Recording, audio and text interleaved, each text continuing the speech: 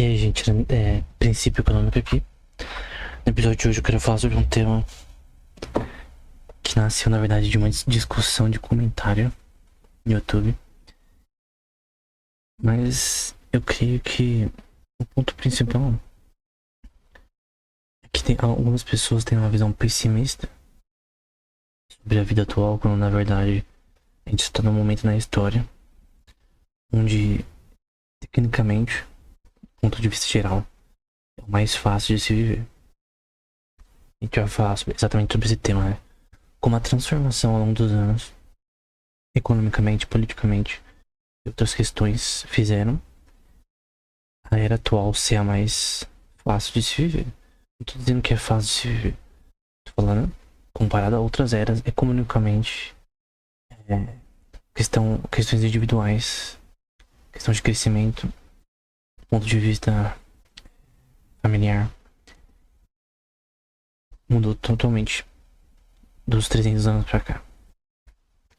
Desde o fim do século XVIII pra cá, a mudança foi brutal, né? Enfim. Primeiro, como que era viver no passado, né? Porque a gente tem que comparar a era atual contra a passada. Como vocês sabem, a maioria dos países vivia de uma forma monárquica, né? Algumas variações de monarquismo. Alguns reinos, como os medo-persas, tinham um sistema diferente de outros. Mas era a mesma coisa no fim. Tinha o reino de Israel, por exemplo, que teve vários reis. Inicialmente era uma teocracia, né?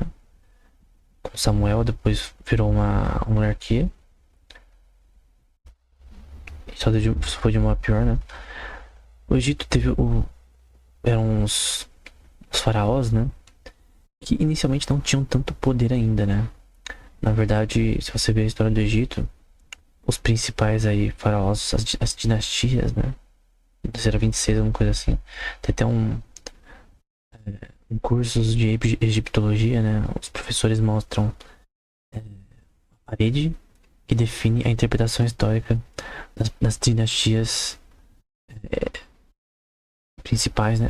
Relacionadas ao Egito, né? Desde o seu início até a era da Cleópatra, enfim. Então, o Egito, ele teve mudanças em questões de governo, principalmente quando aconteceu a unificação, né? Teve a primeira unificação, o primeiro faraó, e posteriormente tem outras unificações que são maiores, né? Por exemplo, a unificação que é descrita na Bíblia é a unificação com o faraó do tempo de José. Eu não lembro exatamente qual. Eu até poderia pegar aqui, mas basicamente ele unificou o Egito de uma forma nunca antes vista, né? Que a parte lá do Upper Egypt, que é a parte de cima e a parte de baixo, foram unidas. As propriedades foram compradas por faraó, na verdade, né? Não só do Egito, mas também ele pegou o dinheiro de todo mundo ali da região de Canaã e tal. Então tem diferença, assim. Os sumérios eram um povo também muito importante, os acadianos. Teve também moabitas. Teve também os babilônicos, né? Sargon, Nabucodonosor e outros que foram povos monárquicos que tinham uma grande ênfase em guerra, né? Então, se você era um aldeão e morasse perto de áreas que estava tendo guerra, sua cidade poderia ser sitiada simplesmente para coletar recursos, ou pior, um cerco que era feito ao redor da cidade. Eu creio que o cerco mais interessante é o de Constantinopla, ali bem posteriormente depois de Cristo. Tem vários exemplos de cercos em que você tem um estado de calamidade, em que uma cidade está totalmente cercada, como a de Jerusalém, você tenta descer, como a de Constantinopla, como eu falei, como muitos outros exemplos, até mais pra frente, né, no século XVI pra frente, enfim, que eram coisas terríveis, né? Hoje em dia isso pode acontecer? Na maioria dos países, não. Um cerco, com certeza não. Até porque a gente não vive dentro de muros, né? Como famoso Muro de Constantinopla, né? Que é a base em si da vida real. Quem assiste Avatar, né? Então, a verdade é que naquela época a maioria das pessoas eram pobres, né? Eram camponeses, tinham trabalhos ali mercantis, né? Mas era muito difícil uma pessoa ter uma qualidade de vida comparada agora. Somente acesso à comida. Então uma coisa que é importante, até do ponto de vista do nascimento da estatística, né? Que é chamada de armadilha malthusiana, né? O que é armadilha malthusiana? Foi descrita inicialmente por Malthus, né? Vamos supor, eu vou dar um exemplo bíblico aqui. Ló e Abraão estavam juntos. Tem um exemplo também com Isaac não, com Jacó e seu irmão Esaú. Eles estavam juntos, eles tinham uma grande quantidade de pessoas ao redor da família deles, de servos e tal. Tudo ali era na agricultura, né? Então você tinha o gado, você tinha as partes de fazendas. Só que na área da sua fazenda tinha um limite de produção. Então mesmo uma cidade também. Porque a importação não era tão bem vista assim como você pensa hoje, né? Então que fosse difícil você importar coisas. A Silk Road ali, a Rota da Seda, tá ali há milhares de anos. Então sempre houve sim, assim, compras internacionais, né? Tem o livro de Neemias, por exemplo, fala sobre como mercadores de outros países, né? Iam vender ali. Salomão, por exemplo, comprando do rei de Tiro madeira e pedras para sua construção do seu templo. Então, o que eu vejo em Aristóteles, por exemplo, é que ele tinha uma visão de importação não muito boa. Que esse negócio de importação não era tão interessante assim. Eu nunca vi, na verdade. Acho que o único que talvez seria a favor disso mais seria o... Esqueci o livro Ways and Means do Xenofonte, mas eu queria que tenha um livro do Xenofonte que fala super bem de Atenas, né? Que Atenas é o lugar onde deveria ter mais prosperidade, a agricultura, as peças de mármore que eram feitas em Atenas. Ele exalta a sua moeda nacional, né? Que é a prata mais pura da Europa, segundo ele, né? Eu creio que naquele livro tem uma... Vou deixar na descrição, tem uma exaltação maior da importação. Mas a importação não era tão bem vista, né? Se necessitar de outros países para certos alimentos não era algo bem visto, né? Quem tiver por ver, por exemplo, que Frederico Bastiat vai dizer que na verdade a gente deveria pensar todo ao contrário. Que tem vários tipos de alimentos, produtos e coisas desse tipo que a gente não pode criar sozinho. Então a gente precisa de importação. A gente precisa de depender de outros países também. Até porque quando os países dependem um dos outros, é mais difícil de ter guerras. E, na verdade, só não tá havendo uma guerra atualmente global, porque a dependência de países um dos outros acaba fazendo a guerra ser meio estranha, né? Porque você vai parar de fazer, de comprar e importar coisas que sem isso você se ferra, né? Como aconteceu com a Europa, com a Rússia, com relação a gás natural. Então, tem uma regra na economia. Você tem um limite do que você pode produzir nacionalmente. Você não pode produzir tudo que você consome nacionalmente. É impossível. Você nem tem recursos o suficiente para produzir de uma forma melhor do que o seu competidor internacional. Então, vai ter países que são melhores com algodão, vai ter países que são melhores com arroz, outros com frutas, como o Brasil, que é bom em agricultura. Outros vão ser em produção de cana-de-açúcar, outros vão ser em grãos de trigo, enfim, cereais, enfim. Outros vão ser com gado. Então tem países que focam em coisas, né? Por exemplo, acho que é o Liechtenstein, que é um país focado em criar chips, coisas de tecnologia, assim, de computador. É o foco deles. A Holanda também é muito boa nisso. Então tem países que são boas naturalmente em algumas coisas. E se você tentar fazer a mesma coisa que eles, você não vai conseguir. E tem uma questão de competitividade que você não tem como ser o melhor país que consegue fazer todas as coisas. Os Estados Unidos depende de várias coisas de outros países, por exemplo. Então mesmo a nação mais forte do mundo depende dos outros para sobreviver. Por que isso? Porque o que tem a ver com a armadilha malthusiana com isso? E a ver a questão de Ló e Abraão que eu disse. Ló e Abraão, naquela época, uns 3.000 anos atrás, ou mais, eles não poderiam viver juntos, porque eles tinham muitas pessoas para uma pouca área de terra. Ou seja, por mais que eles tivessem mais pessoas, a quantidade de comida que eles poderiam produzir era finita. Gado, essas coisas. Você não pode simplesmente conseguir uma área maior o suficiente para conseguir alimentar esse tanto de pessoas. Basicamente não seria possível sobreviver. Pessoas morreriam. Porque a produção era finita com a agricultura da época. Então, a armadilha malthusiana tem muito a ver com isso. A produção de comida era sempre limitada para a tecnologia da época, né? Então, com a Revolução Industrial, com a Revolução Agrônoma, a Revolução Marítima, né, que permitiu uma internacionalização aí, a questão de você ter comunicação aí entre os países, entre produtos. Então, a comunicação antigamente é muito pior do que agora, né?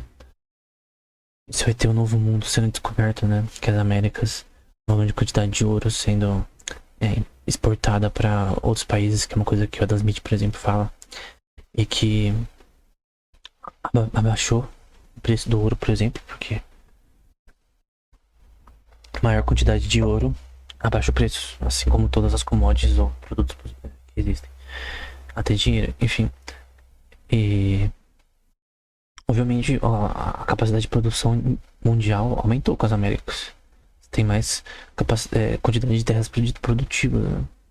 Então, com certeza, mesmo a população da Europa, ela aumentou também, não só pela questão da internacionalização marítima, né, que é a Revolução Marítima, aí no fim do século XVIII, mas também pela questão da Revolução Agrônoma, né? A revolução relacionada às ciências, né? O protestantismo acabou com o domínio da Igreja Católica sobre a Europa. E agora a ciência estava livre, as pessoas eram livres com o tempo elas começaram a ser livres pra falar sobre ciência, né? Sem ninguém querendo te matar por causa disso, né? Galilei, por exemplo, é uma questão relacionada a isso. Descartes também deixou de publicar um livro por um tempo por causa do medo de perseguição da igreja. Então, com a reforma protestante, isso acabou, né? Porque agora tinha uma liberdade de pesquisa maior que a igreja protestante dava. Depois, um grupo de pessoas saiu também da igreja protestante, começou a ser mais, como eu posso dizer, laico, não tinha religião, e também começaram a pesquisar, falavam sobre pesquisa acadêmica, mas inicialmente você vai ver caras como Newton, como Euler, Isaac Newton no caso, Leonard Euler, vai ver Grassmann, você vai ver Niels Bohr, vários pesquisadores, matemáticos, físicos que eram, Michael Faraday, enfim, que eram cristãos e que o objetivo deles era explicar a natureza divina, né? A criação divina. Esse era o objetivo deles. E o meu também, por sinal. Mas não é só parte deles, né? Todo mundo mudou. Então, tinha uma liberdade acadêmica maior. Isso com certeza criou um momento em que você poderia ter uma liberdade de pesquisa muito maior. Que ocorreu revoluções na química, revoluções na biologia, com o tempo, né? Então, essa liberdade maior permitiu isso, né? Graças a Deus. Então, a questão é que só foram um número de revoluções que aconteceram no fim do século XVIII. Obviamente a Revolução Industrial é importante, a máquina a vapor, enfim. Mas acho que o principal é a Revolução Marítima, que fez você conhecer as Américas e ter uma população indo para outros lugares. E essa população, por que ela pode crescer? Porque tem um monte de terra agora. Então, qual que é a regra principal, que é uma coisa chamada Dynamic Population Theory, a Population Dynamic Theory, é que uma sociedade em alto crescimento tende a se estabilizar. Uma sociedade em declínio de natalidade, de nascimento de pessoas, tende a ficar instável. A questão é, quando os imigrantes foram para as Américas, foi obviamente um número de pessoas pequena comparado a toda a população da Europa. Mas esse número de pessoas, elas teve possibilidade de crescer apenas porque elas tinham capacidade de produção. Então elas tinham terra suficiente para aumentar a sua população. Então a questão é que, qual que é a regra da armadilha malthusiana? Se você tem uma quantidade de produção X, você não consegue aumentar a sua população. Então tem um limite do nível populacional, o crescimento populacional com relação à capacidade de produção de comida. E não só de casas. Pô, casa, as pessoas se viram. Mais prédios, derruba árvore, faz casa, enfim. As pessoas se viram e a população não vai ser maior do que a capacidade de produção. Então, difícil. E também se tem uma superpopulação de uma região, as pessoas migram para outro país, para outra região. Esse negócio de superpopulação nunca foi um problema. Sempre foi um medo que nunca se realizou. Tem até um cara chamado Song Yan. Eu li num livro sobre estatística relacionada a populações. Então é um tema específico. Matemática relacionada a populações, que é um livro que eu vou deixar na descrição. Fiz até uma resenha no meu canal, no meu Instagram. E qual era o ponto desse livro? No final tem uma parte Song Yan, né? Era que esse Song Yan era um cara na China, que até era parte do governo chinês, comunista, né? E ele fez uma pesquisa que previa que se a quantidade de filhos que os chineses estavam tendo continuasse, ia ter uma superpopulação tal ano, tipo daqui a 100 anos naquela época. E que isso seria um problema para a China. E ele descreveu isso matematicamente de uma forma bem bonita. Na época, as pessoas pensaram, pô, o cara deve estar certo, né? O cara fez todos esses modelos matemáticos populacionais. E é incrível que as pessoas, elas subestimam a sua própria ignorância. Porque não é que o modelo matemático ele estava errado, é que ele nunca foi testado ao ponto de realmente mostrar os resultados. Porque o seu modelo matemático ele tem que, principalmente na economia, principalmente no comportamento de pessoas e crescimento de populacional, o nascimento de mais pessoas com relação a mortes, tem a ver essencialmente com a economia. Tem a ver com produção. Então, a população da China ia crescer. Seria ruim pra China? Você pode falar, mas a quantidade de comida vai acabar. Não é o que eu vejo da armadilha malthusiana. A questão é que a população não crescia de forma tão rápida por causa da quantidade de comida que era escassa. Se você não tem uma quantidade de comida suficiente para uma população crescer, ela não vai crescer. Se não tivesse nenhuma revolução industrial, militar, marítima, da agricultura, do século XVIII pra frente, a gente ia ter uma população mundial muito pequena ainda. Se as Américas não tivessem sido descobertas também. Então, obviamente a descoberta das Américas meio que fez muitas das nações da Europa ficarem ricas. Colonização ficou maior. Várias coisas proliferaram pro PIB mundial crescer. Se a gente pegar, por exemplo, o crescimento do PIB ao longo dos anos, desde o século I, em dólares, né? Você vai ver que teve um crescimento que a gente chama de palo de hockey em espanhol, que é o taco de beisebol. Parece o taco de beisebol gráfico, né? E a armadilha malthusiana é tipo várias oscilações, mas nunca subia muito o PIB de vários países, né? Mas o PIB global, ele foi pra 20 trilhões lá nesse século, basicamente. E foi crescendo até 20 trilhões nesse século. Mas você vai ver que esse crescimento ele começou a guinar depois de 1600, algo do tipo. Pegando um gráfico aqui do World in Data. Então, até desde o começo da história, até 1600, 1700 depois de Cristo, o PIB global era uma bosta, pra falar de uma forma simples, né? O PIB global agora tá em 120 trilhões, estimativa. E se você pegar imagens, que mostram esse crescimento de PIB, você vai ver que é algo assim é normal. Mesmo de um século pra cá é normal. Mas se você pegar do, do início desse milênio, do segundo. Início depois de Cristo, século 1 pra frente, realmente um crescimento absurdo, né? E de novo, o que causou isso foi as evoluções que tiveram, né? No século XX, século XVIII, tanto marítimas, na agricultura, na ciência, na tecnologia, no caso, né? Que permitiram que populações crescessem, né? Principalmente na agricultura, na minha opinião, né? A taxa de natalidade também mudou, né? Então, as pessoas nascem, a taxa de mortalidade diminuiu, né? Você quer aqui mortality rate no mundo over milênia.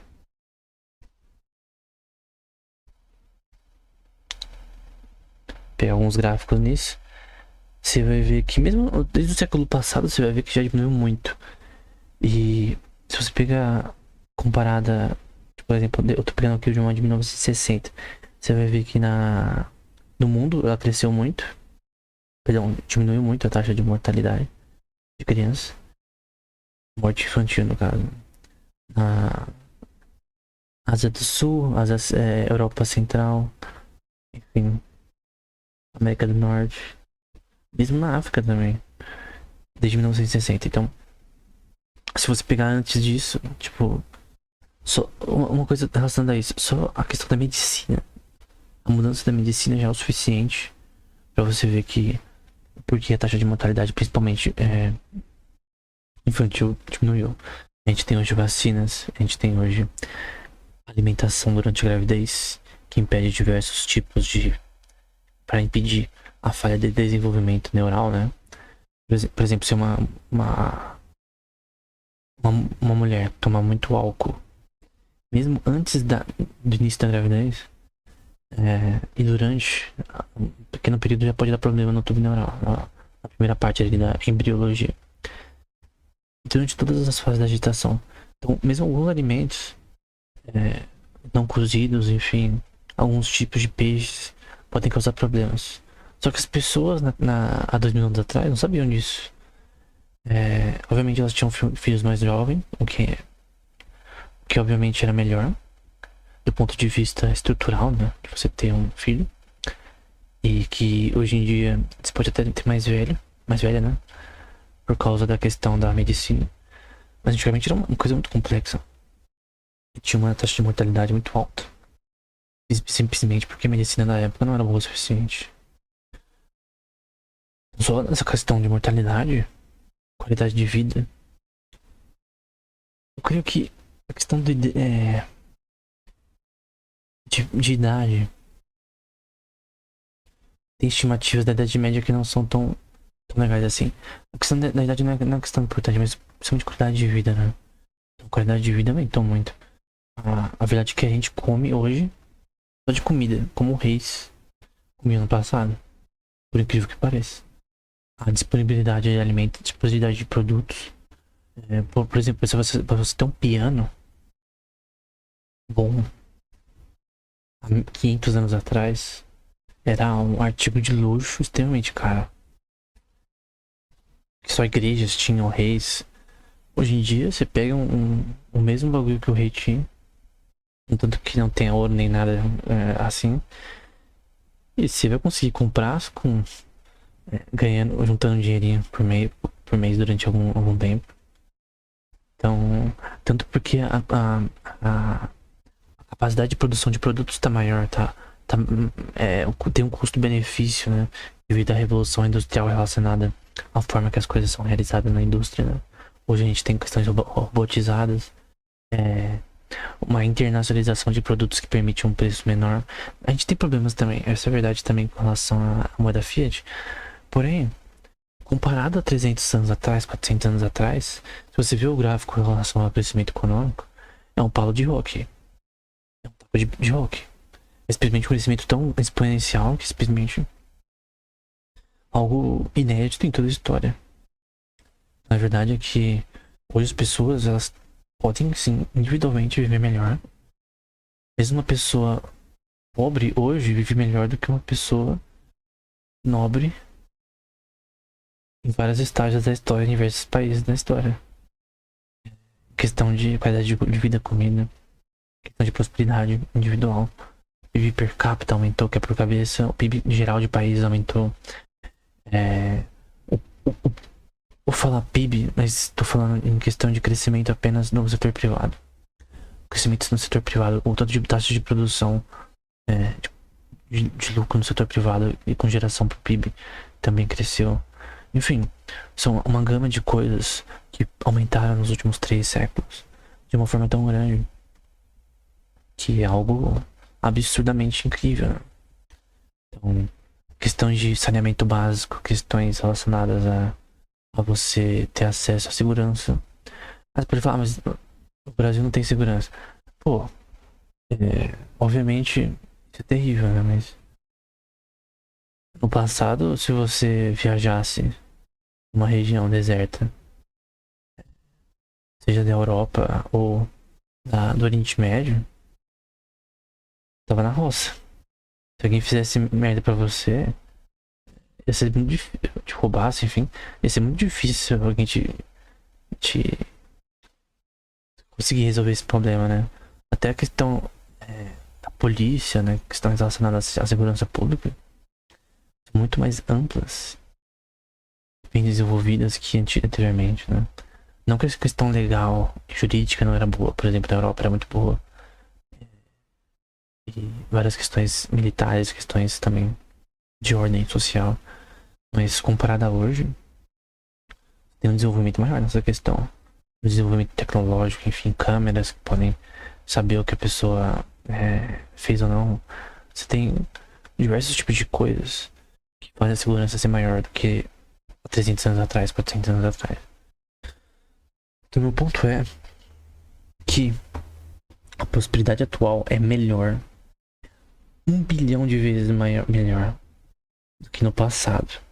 E tanto melhor que as pessoas do passado, se elas vivessem um dia da vida atual, elas prefeririam muito mais a vida atual. Se você tirar as questões políticas, questões do pensamento da época, vamos pegar uma pessoa que viveu no passado e agora tá vivendo agora e viveu uma vida estável. Não tô falando que não tem problemas. Eu tô falando que, se você disser que o mundo tá pior do que antes em questões de prosperidade, questões políticas morais, eu creio que tá a mesma merda. Pior do que nunca. Mas eu não tô falando aqui de questões políticas morais, podcast de economia, não de ética, embora tenha a ver com política. Esse podcast não é de ética e nem de moral. O foco aqui é falar só de economia. Tipo, em termos de econômicos, viver hoje é melhor do que no passado. Ponto. Os sistemas democráticos hoje, por mais que sejam pseudo-democráticos, nunca existiu uma democracia. O que a gente tem são polities, que é a democracia com oligarquia. Não existe democracia, isso não existe. Nunca existiu, provavelmente nunca vai existir. Porque o que é uma oligarquia? São grupos que dominam a maior parte do controle do Estado, né? E você tem isso no Brasil, você tem isso nos Estados Unidos, tanto no setor privado como no público. Então a verdade é que, por mais que a democracia seja a melhor forma de governo, eu escrevi isso no livro A Nova Economia Austríaca, que foi o último episódio do podcast. A questão é que, do ponto de vista econômico, viver hoje é melhor, ponto. Agora, se você falar sobre posição moral, política, enfim, em questão de guerras é melhor. Eu não tenho um mongol que pode simplesmente do nada decidir invadir meu país e matar todo mundo. Eu tenho que pagar tributo a ele. A escravidão mundial diminuiu de uma forma extremamente absurda. Então, se você pegar, por exemplo, na época da Grécia antiga, da Europa, no seu auge, né, de Roma, a escravidão era normal.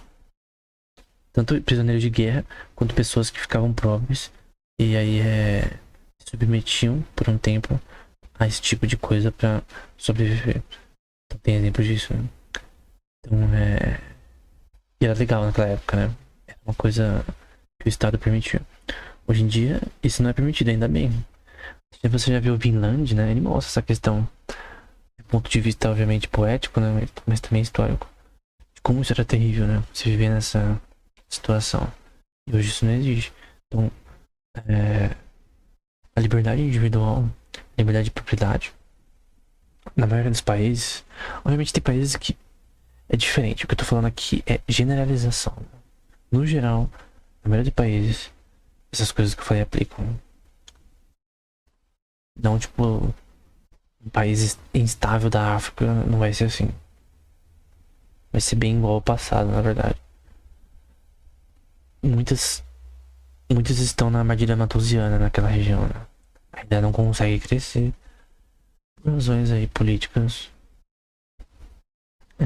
com relação à administração de certo país. Que a África do Sul cresceu, por exemplo, enfim. Não é impossível você crescer naquela região. Essa questão de política. Tem várias razões pra gente falar sobre isso, mas eu provavelmente nunca vou trazer um tema desse tipo. Que tem a ver com globalização, né? Mas a questão aqui é que quando uma pessoa diz, por exemplo, que ter filho hoje, por exemplo, tá pior do que no passado. Eu fico imaginando que país você tá vivendo, que mundo. Eu creio que tem países que talvez seja muito pior ter um filho, né? Mas na maioria deles, é a melhor época da história pra ter. Do ponto de vista da medicina, vacinas, questões relacionadas à alimentação, precauções que você pode tomar que vão estabelecer a segurança de vida da criança, né? Do feto, enfim. Questões relacionadas à economia. É que uma sociedade que tende a crescer, ela tenta estabilizar organicamente a sua taxa de natalidade. Então, se uma população tem um crescimento muito rápido, ela organicamente, isso a gente vê ao longo da história. Tem uma coisa importante na estatística que é interpretar os dados. Né? Não adianta você só pegar um modelo matemático e pensar que você tá certo. Você tem que interpretar os dados com base em argumentos lógicos e factuais. Né? Então, se você vê os dados históricos, você vai ver que as populações tendem a estabilizar depois de crescer. Então, populações que ainda têm um sistema econômico ruim, instável, mesmo que eles tenham uma população em crescimento, tem muito filho, eles não tendem a se estabilizar. Porque a estabilização é realmente uma prosperidade econômica. Então, principalmente no país desenvolvido ou emergente. Porque essa questão de país desenvolvido, o que você quer dizer com desenvolvido? Tem várias regiões pobres nos Estados Unidos, tem várias regiões pobres na China, tem várias regiões pobres na Rússia, tem várias regiões pobres na Europa. O que você quer dizer com desenvolvido? Quer dizer com o PIB? Bom, o PIB do Brasil, ele é bom. PIB per capita, várias questões relacionadas à infraestrutura. Porque o PIB, infelizmente, não é um método de analisar o crescimento de um país bom. Ele é muito incompleto. Já falei isso no episódio. Incompleto. Ele não analisa as questões de mudanças que deveriam estar no PIB, mas não estão. Como, por exemplo, tem um grande número. Tem até um canal que fala sobre isso, né? Sobre vida na China. Cara, tem cidades inteiras, fantasmas na China, que o governo construiu e nunca ninguém habitou. Agora, esse investimento que foi realizado, ele conta como investimento? PIB? Conta. Tem investindo em infraestrutura. Agora, esse investimento ele vai voltar para a população? Ele é útil? Não, é um investimento inútil. Se alguém investe em uma ponte, né? Vamos supor que um país, eu vou construir 100 pontes. Dessas 100, só 5 são úteis. O resto é tudo inútil. Ah, mas vai dar trabalho para as pessoas. Gente, entenda. Por mais que dê trabalho para as pessoas por um tempo, depois ela tem que achar outra. E por mais que ela dê pra um grande espaço de tempo, você vai estar basicamente investindo dinheiro em uma coisa inútil. Uma coisa que você está dissipando capital. Capital de imposto. Não é capital que foi gerado. Que alguém gerando capital do ponto de vista privado nunca que ele vai gastar num projeto inútil, né? Pelo menos a intenção não vai ser, né? Quem que quer gastar dinheiro num projeto que não vai dar retorno pra ninguém? O governo, ele gosta bastante de, por questão de eleição, políticas, fazer obras que são inúteis. Também por questão de corrupção, enfim. Vários governos no mundo fazem isso. Então, envia dinheiro para outro país, enfim. Dissipação de capital. É a pior coisa que o governo faz. Basicamente pegar dinheiro e queimar. Lembra do Coringa queimando dinheiro lá no Cavaleiro das Trevas? É literalmente o que o governo faz a maioria do tempo. Ela queima. Pega o dinheiro suado da população e queima. Queima, queima, queima. A maioria queima. Inútil. Dissipação de capital. E é uma coisa ruim, obviamente. Então tem países que tem vários problemas. Porém, você, por exemplo, dizer que ter uma vida instável hoje é pior do que 300 anos atrás, eu acho que você não estuda história. Eu acho que você não entende como o mundo funciona. Então, obviamente a gente pode comparar com o século passado. Ainda assim, é melhor. Ah, mas tem várias questões que hoje ter uma casa é pior, ter aluguel. E daí a questão relacionada a reserva fracionária de bancos, a questões relacionadas ao sistema de investimentos atual, a questão relacionada à moeda fiat, várias questões que fazem questões políticas do governo, que fazem o poder de compra da população ser pior. Porém, mesmo poder de compra piorado, por causa que o governo é burro, atual, não é pior do que viver 300, 400 anos atrás. Se você não fosse um nobre. Casta social do 2% da população. Enfim. E hoje em dia qualquer pessoa pode crescer e ter o patrimônio de um pequeno rei do passado, né? Um pequeno senhor de terra naquela época não era assim. Você nascia um camponês, você vivia um camponês para sempre. Você nasce, tem exemplos de mudança, né? Por exemplo, José, da Bíblia, um exemplo histórico de uma pessoa que ela foi de um escravo para um segundo no poder. São exemplos isolados. A questão é que, no geral, isso mostra o milagre que Deus fez na vida de José. A questão é que, no geral, não é possível a gente dizer que naquela época o crescimento de um individual era maior. Até porque um princípio importante também é que as pessoas normalmente elas viviam, transitavam em cerca de moradia, né? Acho que o raio de circunferência de 30 quilômetros ou mais. Elas viviam, nasciam, viviam e ficavam ali pra sempre. E não só eu, a família ficava só ali. Então, tinham viagens locais, uma hora ia pra uma cidade pra outra, outra ia pra um país pra outro. Mas no geral, a moradia, a não ser que tenha migrações, era a mesma. E a não ser com povos nômades, né? Mas no geral, uma população na Europa comum, acho que não muda tantos nomes, mas na Germânia, enfim, Britânia, enfim, normalmente as populações de pessoas normais, né, de 90% da população, era viver e morrer no mesmo local, né, assim, no mesmo país, na mesma região. Então não tinha uma questão, vou morar na Europa, você vivendo no povo azteca, né, não ia dar certo, né, enfim. Então tem essa questão, né, que hoje em dia, graças à liberdade econômica, graças ao desenvolvimento tecnológico, graças ao desenvolvimento marítimo, foi importante nessas evoluções, a prosperidade atual viver atualmente melhor do que no passado. Do ponto de vista econômico, econômico. Eu não vivi no passado pra saber da questão moral. Eu poderia falar o que eu sei relacionado à história nessas questões, mas o ponto é, do ponto de vista geral, viver no passado era pior. A sua capacidade de viver é pior. Se você tivesse tuberculose, cara, como o Neil Abel, já era. Tinha cura. É, tinha várias doenças que não tinham tratamento, enfim. Infecções que você teria que viver com ela pra sempre.